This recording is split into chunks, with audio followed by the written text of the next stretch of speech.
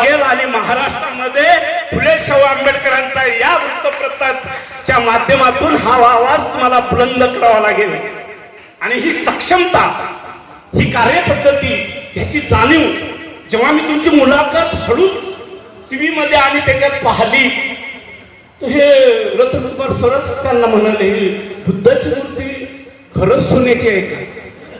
म्हणजे बघा अहो, 1 ग्रॅम काय तिथे चांदीचं भेटलं नाही, तिथं सोन्याचं 2 किलोचं वजन असलेली बुद्धाची मूर्ती जेव्हा डॉक्टर रोहित सरांच्या गळ्यात पाहिली तर रतनकुमार तुम्हाला चक्कर नाही आली हे मला बरं वाटलं. नाही ते एखाद्याला संपादकाला चक्कर, तो जर लोकमत किंवा दिव्य मराठीचा असता ना तर त्याला चक्कर आली असती. तुम्ही खंबीर आहे या विचाराने पेटल्या म्हणून तुम्हाला चक्कर आली नाही, बुद्धाचं दर्शन झालं.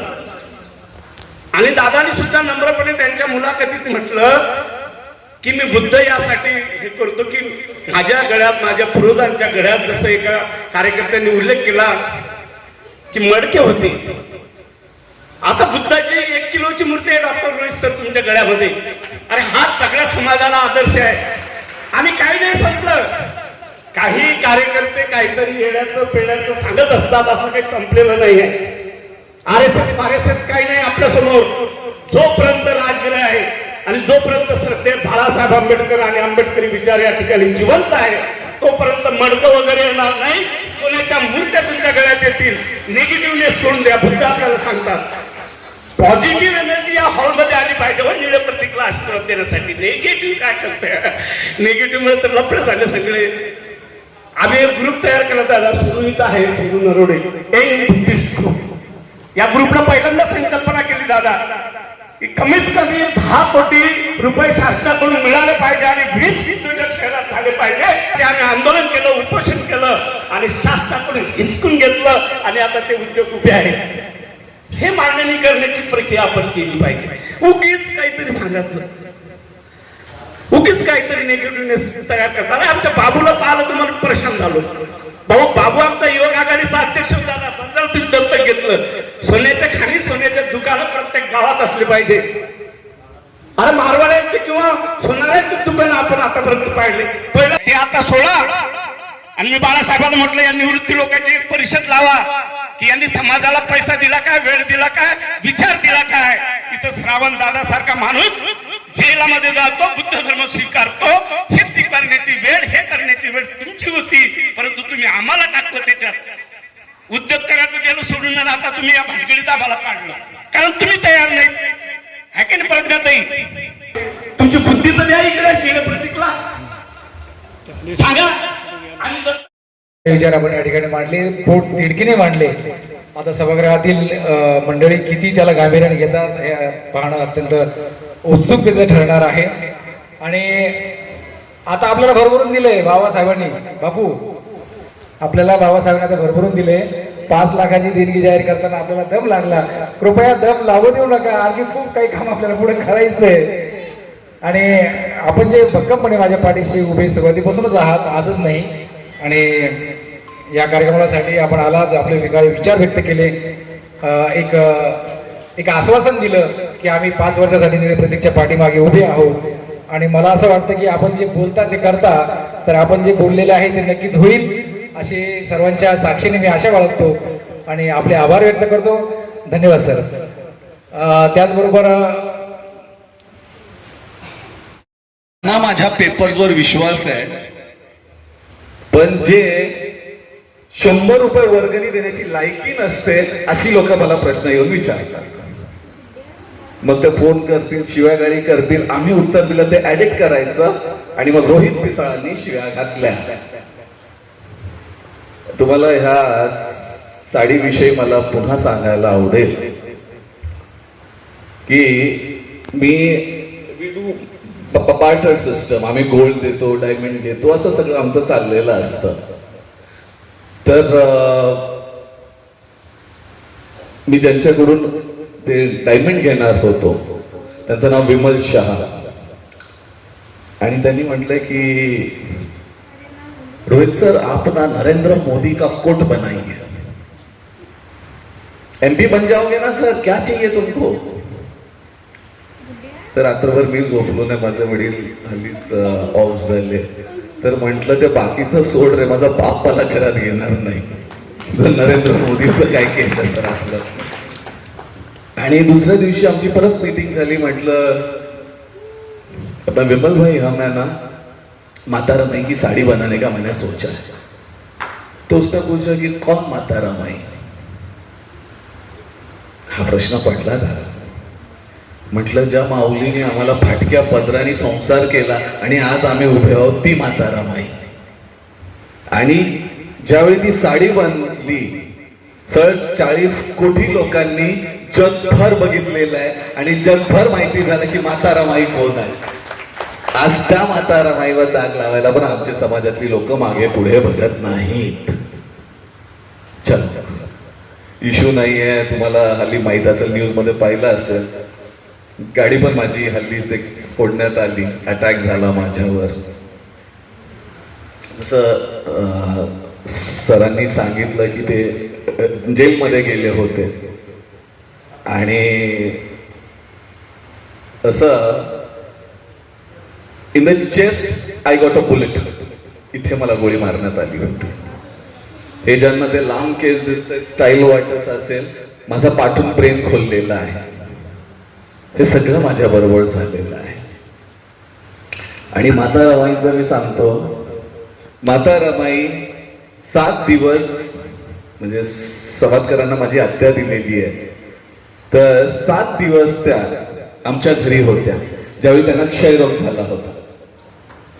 आणि त्यावेळी माझे आजोबा त्यांना त्या म्हणाल्या की माझ्यामुळे तुम्हाला त्रास होतोय, तर ते म्हणाले की लेक आली आहे बापाकडे, आम्हाला कसला त्रास, आणि तुझ्यामुळे आज तो भीमराव आहे. आणि तू धारवाड मध्ये तू तुझे दागिने विकलेस मुलांच्या फक्त त्यांचं पोट भरण्यासाठी. तर माता रमाई स्मित हास्याने बोलल्या, मी तर 2च पाटल्या विकल्यात. माझा समाज, माझी तीच लेकरं मोठी होतील आणि मला सोन्याने आणि हिऱ्याने मडवतील. मी 3 पिढ्या लावल्या पण करून दाखवलं जाईल. एनिवे, जास्त इमोशनल होत नाही मी, की इथे संघर्ष करताना म्हणजे सरांनाही खूप त्रास झाला असेल. इथे सगळे बसलेले जेवढे सामाजिक राजकीय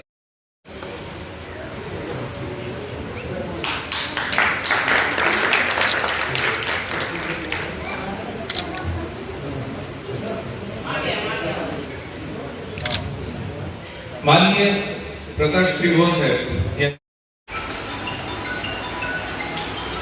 1972 पासून मी सारखं सातत्याने लिहितोय. सुरेश भट महाराष्ट्राचे साहित्यिक, कवी, गझलकार सुरेश भट यांच्या सहवासात मी राहिलेला आहे. अनेक नामवंत लेखक त्याच्यात गंगाधरराव फडताडे, केशव मेश्राम, कथनलाल सोनाग्रा, केशव मेश्राम, प्राध्यापक फाबू शिंदे, अजून बरेचसे नामांकित लेखक आणि कवी होऊन गेले. त्यांच्या सहवास मला लाभला आणि त्याच्यातून मी ते प्रेरणा घेऊन मी आजही मी लिहितो आहे. सातत्याने लिहिण्याचा प्रयत्न करतो आहे. त्याच्या पुढेही लिही एवढीच मी अपेक्षा. तुमचं नाव सांगा. माझं नाव प्रभाकर सोमवार, नागपूर. हार्दिक सहकार्य करा. ओके भाऊ. सर तुमचं नाव सांगा आणि काय सांगा तुमचं सत्कार झालं. माझं नाव डॉक्टर धनराज बोंडाणे, साकेत नगर इथे राहतो. आणि माझा सत्कार या निमित्तानं या ठिकाणी झालेला आहे. मी सामाजिक काम करतो आणि बौद्ध धम्म प्रचाराचं काम करतो. 22 प्रतिज्ञा अभियानाचा मी मुख्य प्रचारक या ठिकाणी काम करतो.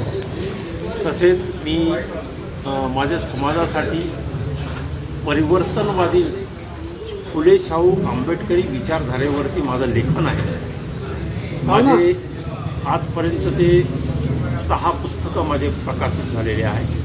त्याच्यामध्ये एक बौद्ध संस्कार आहे. तर बौद्ध संस्कार हे पुस्तकं छापण्यासाठी मी प्रचाराच्या निमित्तानं बाहेर गावामध्ये गेल्यानंतर तर मला एका महिलेनं प्रश्न विचारला की माझ्याकडे वंदनेचं पुस्तक नाही आहे, परंतु ती महिला मजूर होती, तिला ती विहाराशी जोडलेली होती, बौद्ध धर्म जाणण्याची तिची इच्छा होती. मी इच्छेला मी म्हटलं की बौद्ध संस्कार नावाचं पुस्तक मी आणून तुमच्या गावात वाटील. 100 लोकांना मी पंढरपूर नावाचं गाव आहे त्या ठिकाणी मी ते पुस्तकं वाटलेले आहे. आणि तेव्हापासून मला ते इन्स्पायरेशन असं मिळालं की आपण या प्रसारासाठी, बौद्ध धर्माच्या प्रसारासाठी आपण काम केलं पाहिजे. तुमचं नाव सांगा. माझं नाव डॉक्टर धनराज गुल्हाणे. घ्या सर इथं. Okay sir. येलेलो सर आधी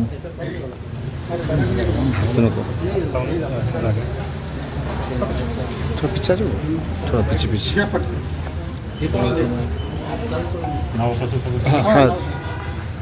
नमस्कार, मी डॉक्टर राकेश रामराजे, SNDT विद्यापीठामध्ये शिक्षण विभागामध्ये मी प्राध्यापक आहे. दैनिक निळे प्रदीप यांच्यामार्फत मला निरोप आला होता की तुम्हाला एक समाजसुधारक असं म्हणून एक पुरस्कार देण्यात येतं असं म्हणून. तर त्यांना विचारलं की माझी माहिती कुठून मिळाली, तर त्यांनी सांगितलं की आमच्या सामाजिक संस्था एक समाजामध्ये कार्यरत असणाऱ्या सर्व व्यक्तींची माहिती गोळा करत असते. त्या माध्यमातून तुमची माहिती आमच्यापर्यंत आलेली, त्याच्यामुळे आम्ही तुमचं सिलेक्शन केलेलं आहे. एकंदरीत पाहता या कार्यक्रमाचं स्वरूप पाहता हे खूप मोठं आहे. म्हणजे एखादं दैनिक समाजातील लोकांचा सर्वे करून त्यांची माहिती घेऊन आणि इथे बोलवून एक प्रत्यक्ष असं कार्यक्रमाद्वारे त्यांचा सत्कार करतं. म्हटलं तर एक दैनिक म्हणा किंवा कोणतं न्यूज चॅनल म्हणा की असा उपक्रम करणं खूप मोठी गोष्ट आहे. ही गोष्ट म्हणजे की समाजातील सर्व लोकांना एक दिशा देण्याचं काम होण्यासारखी एक गोष्ट आहे. आणि विशेषतः म्हणजे की ही गोष्ट एक दैनिक प्रतीक यांनी घेतलेलं आहे, निळे प्रतीक यांनी घेतलेलं आहे. म्हणजे समाजामध्ये यांनी समाजाप्रती काम करणाऱ्या लोकांची जी काही भावना ठेवून त्यांनी लोकांची निवड केलेली आहे. तर याबद्दल मी माझी कृतज्ञता त्यांच्याविषयी व्यक्त करतो. धन्यवाद.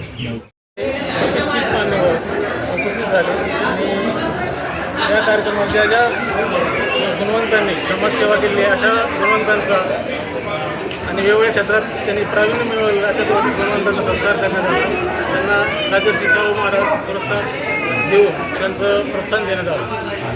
असे कार्यक्रम वारंवार झाले पाहिजे आणि पत्रकारिता कशी असावी यातून हे निळे प्रतीकचं एक आदर्श सर्व पत्रकारांनी किंवा आता जे होऊ इच्छिणारे जे पत्रकार आहेत किंवा दैनंदिन आहेत त्यांनी सामाजिक भान ठेवून कुठलेही निगेटिव्ह किंवा नकारात्मक विचारात्मक न जाता सकारात्मक विचार जर असेल तर समाज त्यांना पाठीशी घेतो, समाज त्यांना सहकार्य करतो. त्यामुळे एवढं देऊ शकतो.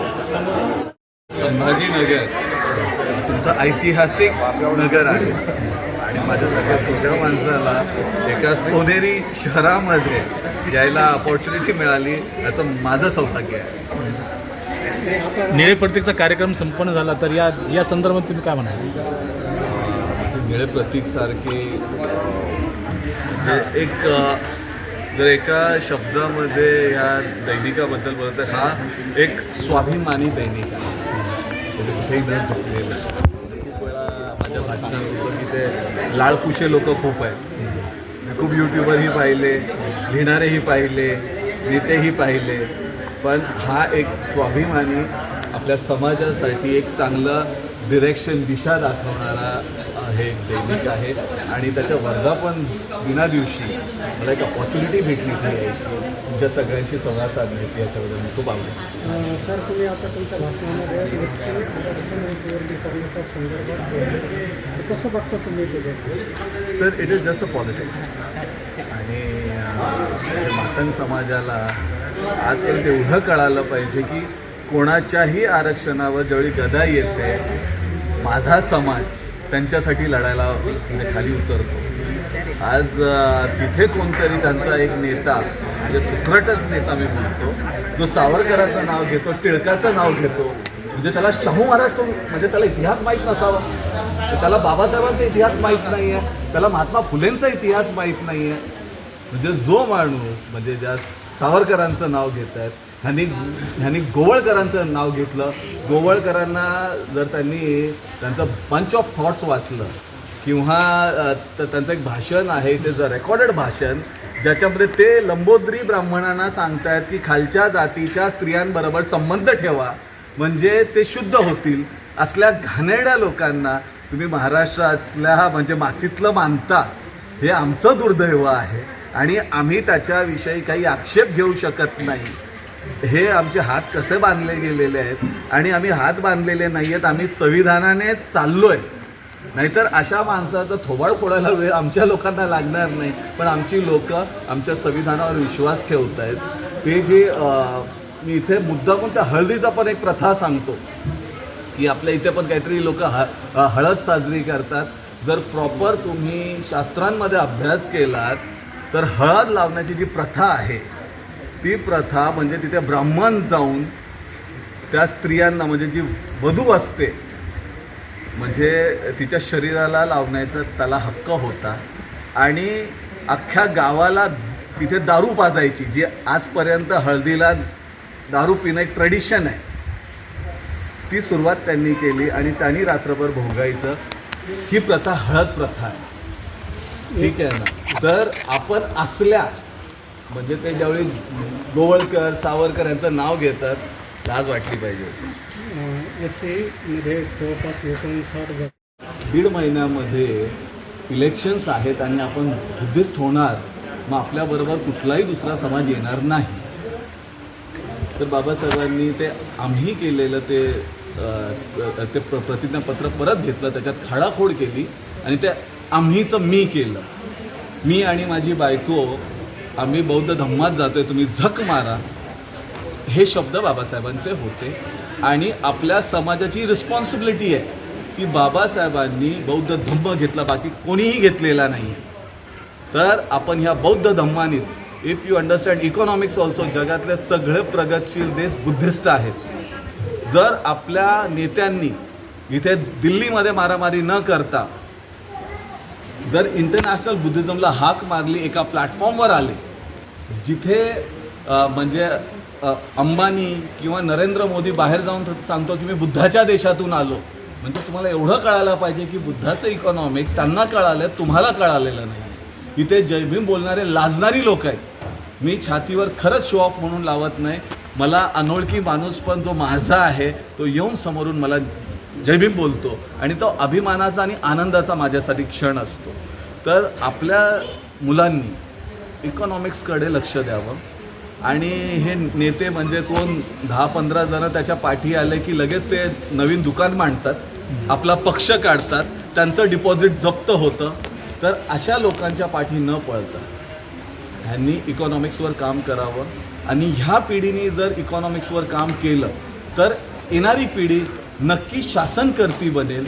आणि आता आपल्याला वोट घ्यायचं आहे की नाही मला माहीत नाही, पण आपल्याला आता EVMच घ्यावं लागेल असं मला वाटतं आहे, म्हणून त्याच्यासाठी पैसा लागतो. सर तब्बल 16 वर्ष संघर्ष केला दैनिक चालवण्यामध्ये, आता 70 वर्ष तुमचं सुरू झालं, तर काय म्हणाल या संदर्भात?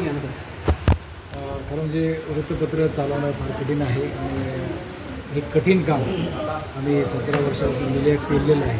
आणि साधं सोपं काम करण्यामध्ये मला असं वाटतं काहीच अर्थ नाही. जे कठीण काम आहे तीच आपण केलं पाहिजे आणि आपण त्या कामासाठी पात्र आहोत हे दाखवून दिलं पाहिजे. त्यासाठी आपण हा लढा आतापर्यंत लढलेला आहे, गेले 17 वर्षापासून लढतो आहे. आणि आजच्या कार्यक्रमानिमित्त रोज प्रसाद सर या ठिकाणी आले, त्यांचे या ठिकाणी मी आभार मानतो.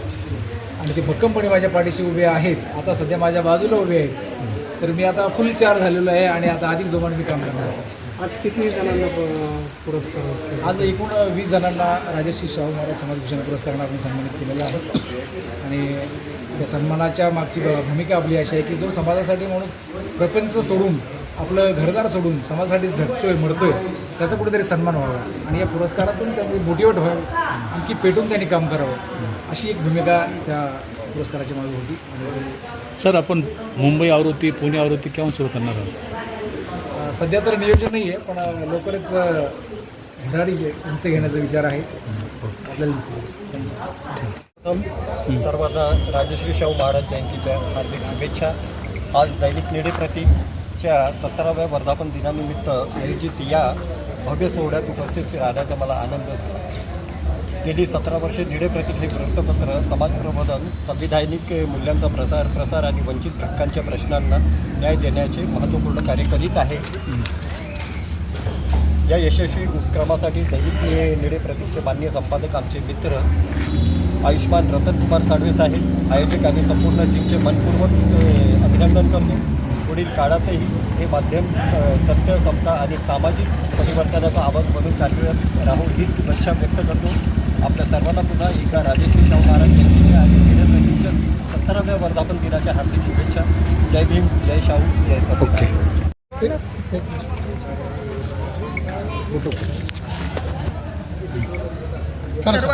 सर्वांना सप्रेम जय भीम. मी सौ प्रतिमा अमोल झुंबडे, रिसोडवरून आली आहे, वाशिम जिल्हा. मला आज पुरस्काराने सन्मानित केलं आहे, त्याबद्दल मी साळवे सरांचे खूप खूप धन्यवाद मानते. की खरंच समाजात आपण सत्कार्य करत असतो, पण नकळत समाज त्याची दखल घेते आणि कुठेतरी आपल्याला पुरस्कारित सन्मानित करते. ही आपल्या एक कार्याची पोहोच पावती असते आपल्यासाठी, जेणेकरून आपल्याला अजून स्फूर्ती येते की काहीतरी अजून आपण समाजासाठी करत जाऊ. आज म्हणजे मी वयानं खूप मोठी नाही आहे, पण माझ्या म्हणजे सुरुवात आहे समाजामध्ये काही ना काहीतरी माझे योगदान देण्याचे. मी धम्मदान करते सर. प्रत्येक म्हणजे श्रामणेर शिबिराचे जेव्हा आयोजन असते माझ्या गावामध्ये, तेव्हा 10 दिवस माझे श्रमदान आणि धम्मदान दोन्ही असते. तसेच मी माझं वैयक्तिक एक मेडिकल सर एक चालवत आहे, जे 2 ब्रँच आहेत आमच्या मेडिकलचे. आणि तसेच जे गोरगरीब आहे त्यांची परिस्थिती नाही आहे, पण जे दुखण्यामुळे हे आहेत, त्रस्त झालेले आहेत, त्यांना मी सर कमी दरामध्ये औषधी देते. आणि सध्या एका मार्केटिंग करते मी. सनेज कंपनीची एमरल डायरेक्टर आहे सर. त्याच्या थ्रू पण मी बऱ्याच जे गोरगरीब आहेत त्यांना खूप मदत केलेली आहे सर. आणि इथून पुढेही सर करत राहणार. आणि सर माझी या कार्याची दखल घेऊन सरांनी मला हा म्हणजे पुरस्काराने मला सन्मानित केलं, त्याबद्दल मी सर्व टीमचे धन्यवाद.